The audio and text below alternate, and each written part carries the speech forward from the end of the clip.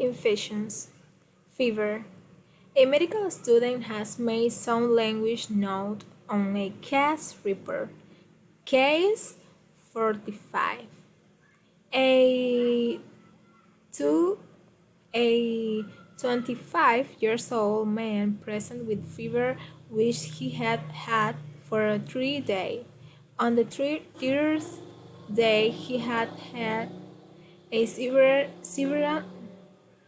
attack of fever with squeezing and rigors. The only past history of prevalence has hepatitis 4 years earlier and glandular fever.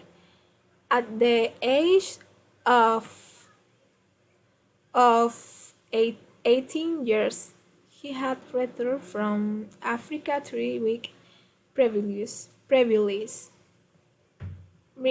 Microorganisms. Infections differ from other diseases in a number of aspects.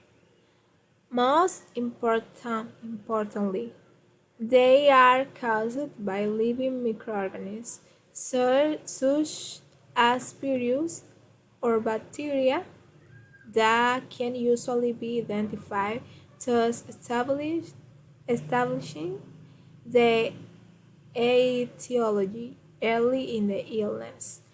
Many of these organisms, including all bacteria, are sensitive sensitive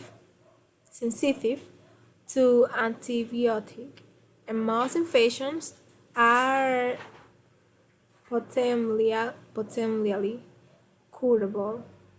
Unlike many known infections, degenerative and chronic disease, communicability is another factor which differentiates infections from non-infectious disease.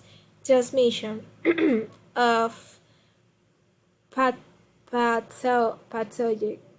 pathogenic organisms to other people, directly or indirectly, may lead to an outbreak or epidemic.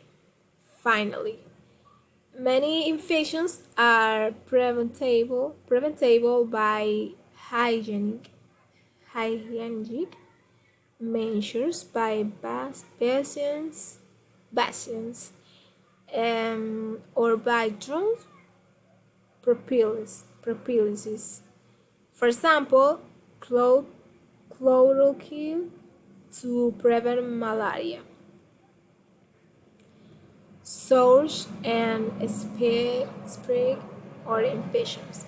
Here is an extract from a medical textbook. Infections may originate from the patients, usually from skin, nasopharynx, or bowel, or from outside sojourners, often another person who may be either suffering from an infection or carrying a pathogenic microorganisms. Carriers are usually healthy and may harbor the organisms in the throat. For example, diphtheria, bowel, salmonella, or blood hepatitis B or HIV. Non-human sources of infections include water. The incubation period is the period between the invasions of the tissues by pathogens and the appearance of clinical features of infections. The period of infectivity is the time at the patient is infections to other.